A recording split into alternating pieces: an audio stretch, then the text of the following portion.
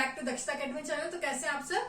तो हम मूल अधिकारों के बारे में पढ़ रहे थे, फंडामेंटल राइट्स, जो कि सबसे इंपॉर्टेंट टॉपिक है हमारा पॉलिटी में। उसमें आज हम पढ़ेंगे आर्टिकल नंबर 13।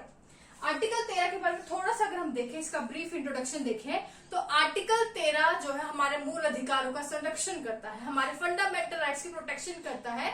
किस तरह? तो ये कहता है कि ऐसा कोई भी कानून जो आपके संविधान के बनने से पहले अगर कोई ऐसा कानून लागू था जो हमारे फंडामेंटल राइट्स का वॉयलेशन करता है, हमारे मूल अधिकारों का हनन करता है, तो उसे हम पूरी तरह से जो है वो जो कानून है वो खारिज कर दिया जाएगा, वो जीरो कर दिया जाएगा। इसी तरह ऐसा कोई कानून, ऐसा कोई लॉ जो संविधान बनने के बाद में अगर ऐसा कोई कानून बनता है जो हमारे मूल अधिकारों का अगर हनन करेगा, तो उस कानून को भी जो है पूरी तरह से खारिज कर दिया जाएगा, उसे जीरो कर दिया जाएगा। इन शॉर्ट, आर्टिकल 13 हमें कहता है कि कोई भी कानून हो, चाहे संविधान बनने से पहले वो लागू हो या संविधान बनने के बाद अगर कोई कानून ऐसा बनता है, अगर वो थोड़ा भी हमारे मूल अधिकारों का हनन करेगा, हमारे फंडामेंटल राइट्स का वॉयलेशन करेगा, तो उसके अगेंस्ट जो है हम रिट लगा सकते हैं हाई कोर्ट में, सुप्रीम कोर्ट में। उसका जो है हमारे मूल अधिकारों के संरक्षण के लिए हम न्यायालय तक जा सकते हैं, रिट लगा सकते हैं, ताकि हमारे जो फंडामेंटल राइट्स है वो पूरी तरह से हमारे पास रहे, हम उनका जो है वॉयलेशन ना हो। तो ये आपके आर्टिकल 13 में कहा गया है। लेकिन इतना ही समझना हमारे लिए जरूरी नहीं है, इससे इतना ही समझना हमारे लिए काफी नहीं है। हमें पूरा आर्टिकल 13 जानना होगा, क्योंकि आर्टिकल 13 में जो है 4 क्लोज दिए गए हैं। आर्टिकल 13(1), आर्टिकल 13(2), 13(3) और 13(4). तो इन चारों क्लोज में, जो कि आर्टिकल 13 में आते हैं, क्या क्या कहा गया है ये हमारे लिए जानना जो है बहुत जरूरी है। तो हम एक एक करके चीज पढ़ेंगे। और उससे पहले अगर आपको टॉपिक समझ में आता है, वीडियो अगर अच्छी लगी तो लाइक करें, ज्यादा से ज्यादा वीडियो को शेयर करें, चैनल पर नए हैं तो सब्सक्राइब जरूर कर ले। तो सबसे पहले आर्टिकल 13(1), इसमें बताया गया है जो आपके प्री कॉन्स्टिट्यूशन लॉज हैं, प्री कॉन्स्टिट्यूशन लॉज यानी कि ऐसे कानून जो कि संविधान के बनने से पहले लागू थे, तो वो अगर हमारे फंडामेंटल राइट्स का वॉयलेशन करते हैं, हनन करते हैं, तो वो क्या है, उन्हें जीरो कर दिया जाएगा, बिल्कुल खारिज कर दिया जाएगा। तो यानी कि आर्टिकल 13(1) में कहा गया है कि हमारे जो फंडामेंटल राइट्स है, हमारे जो मूल अधिकार है, हमेशा जो है उन्हें प्रायोरिटी मिलेगी, वो हमेशा सुप्रीम होंगे आपके किससे, लॉज से, कानून से। तो ऐसा कोई कानून जो हमारे जो फंडामेंटल राइट्स का वॉयलेशन करे, जो कि 26 जनवरी 1950, 26 जनवरी 1950 जिस दिन हमारा संविधान लागू हुआ, उससे पहले अगर ऐसा कोई कानून है जो हमारे संविधान में दिए गए मूल अधिकारों का हनन करे, तो उसे जीरो कर दिया जाएगा। यानी कि हमारे फंडामेंटल राइट्स हमेशा ऊपर रहेंगे, वो सुप्रीम रहेंगे। इसके बाद आर्टिकल 13(2) में बात की गई है पोस्ट कॉन्स्टिट्यूशन लॉज। पोस्ट मतलब जो है संविधान के, ये संविधान कब बना हमारा, 26 जनवरी 1950। तो 26 जनवरी 1950 जब हमारा संविधान लागू हुआ, उसके बाद अगर ऐसे कोई लॉज, ऐसे कोई कानून बनते हैं जो हमारे फंडामेंटल राइट्स का वॉयलेशन करे, तो उन्हें भी क्या कर दिया जाएगा, उन्हें भी जीरो कर दिया जाएगा। तो यहाँ 13(2) के तहत, इसके तहत भी जो हमारे फंडामेंटल राइट्स को सुप्रीमेसी दी गई पोस्ट कॉन्स्टिट्यूशन लॉज, यानी कि जो संविधान के बनने के बाद जो कानून बने, उसके अगेंस्ट भी फंडामेंटल राइट को ही ऊपर माना गया। इसी तरह 13(1) में भी जो आपके प्री कॉन्स्टिट्यूशन लॉज थे, संविधान बनने के पहले जो कानून थे, उनके ऊपर भी हमारे मूल अधिकारों को ही ऊपर माना गया। तो ये थे 13(1) तो 13(2) आसान है समझना।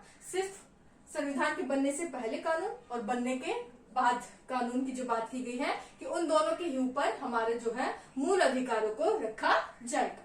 अब 13(3) में क्या कहा गया है, 13(3) में अब हम बार बार बात कर रहे हैं किसकी, लॉज की, कानूनों की, कि कौन से कानून, आखिर यहाँ पे किस कानून की बात की जा रही है, कौन से लॉज की बात की जा रही है, कौन से विधि की बात की जा रही है, जिसके ऊपर जो है आप अपने मूल अधिकारों को रखेंगे।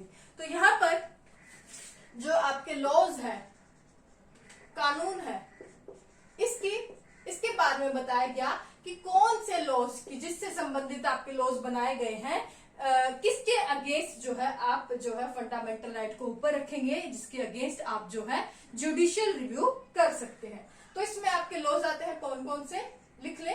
कोई भी एक्ट जो संसद द्वारा पारित किया जाता है, अधिनियम, उसके ऊपर आप फंडामेंटल राइट्स को रखेंगे। इसके अगेंस्ट अगर ऐसा कोई एक्ट बनता है, ऐसा कोई अधिनियम संसद के द्वारा पारित होता है जो हमारे फंडामेंटल राइट्स का वॉयलेशन करे, तो जो है वो 0 कर दिए जाएंगे। उस लॉ के ऊपर, उस कानून के ऊपर फंडामेंटल राइट होगा।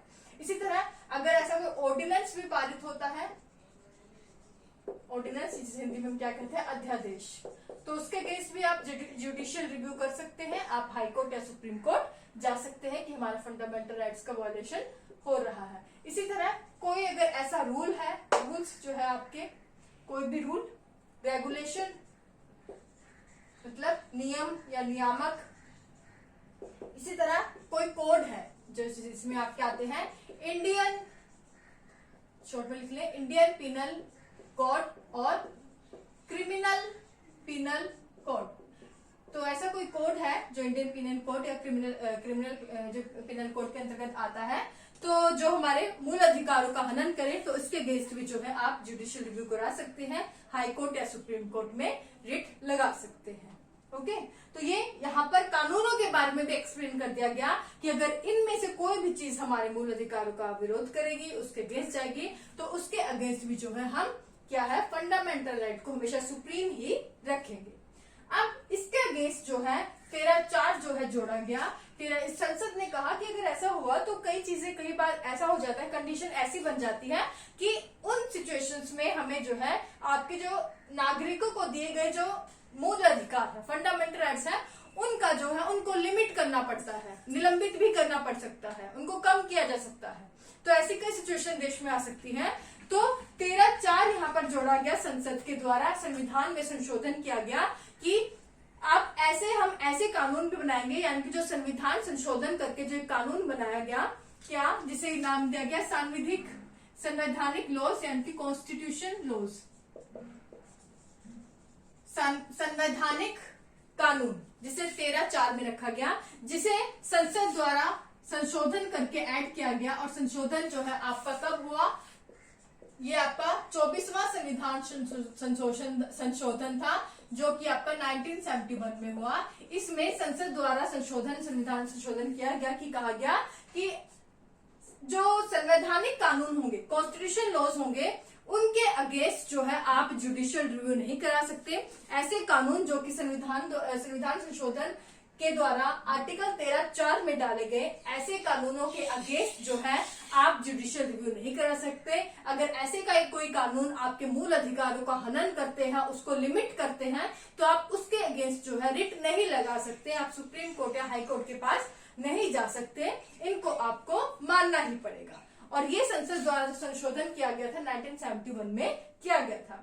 इससे पहले आपका एक केस आया था 1967 में, गोलकनाथ का मामला।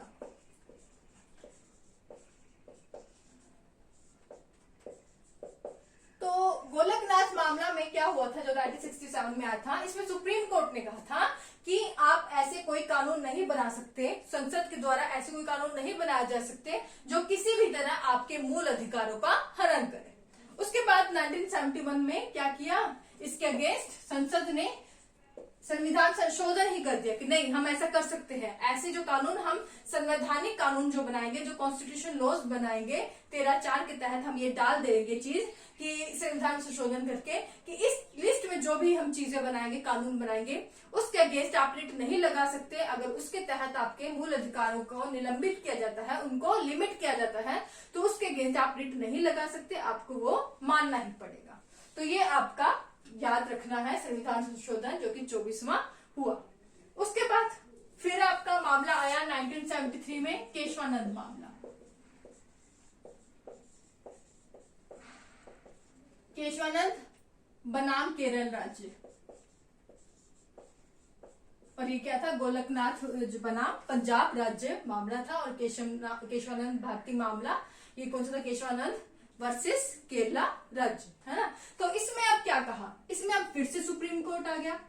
अगर देखें इन शॉर्ट यहाँ पर एक होड़ लगी हुई थी सुप्रीम कोर्ट और आप संसद के बीच में, एक दूसरे को सुप्रीम दिखाना चाहते थे ये लोग भी कि नहीं आप हमारी बात मानो, आप हमारी बात मानो। पहले गोलकनाथ मामले में सुप्रीम कोर्ट ने क्या कहा कि आप ऐसे कोई कानून नहीं बना सकते जो आपके मूल अधिकारों का किसी भी तरह हनन कर सके। उसके बाद संसद ने क्या किया, 1971 में संविधान में ही संशोधन कर दिया कि नहीं, हम आर्टिकल 13(4) में जो भी चीज डालेंगे, यानी कि जो ऐसे संवैधानिक कानून कॉन्स्टिट्यूशन लॉज जो डालेंगे, अगर वो आपके मूल अधिकारों को थोड़ा लिमिट करते हैं तो उसके अगेंस्ट जो है आप जो है जुडिशियल रिव्यू नहीं कर सकते, उसके अगेंस्ट आप रिट नहीं लगा सकते। उसके बाद फिर से सुप्रीम कोर्ट की बारी आती है।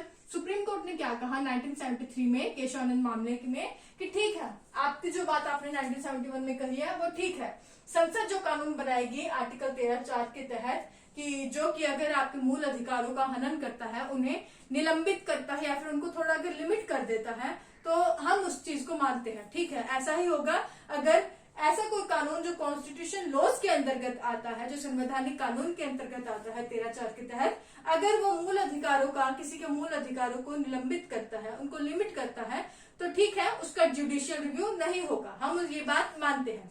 लेकिन ये जो बात मानी जाएगी वो एक लिमिट तक मानी जाएगी।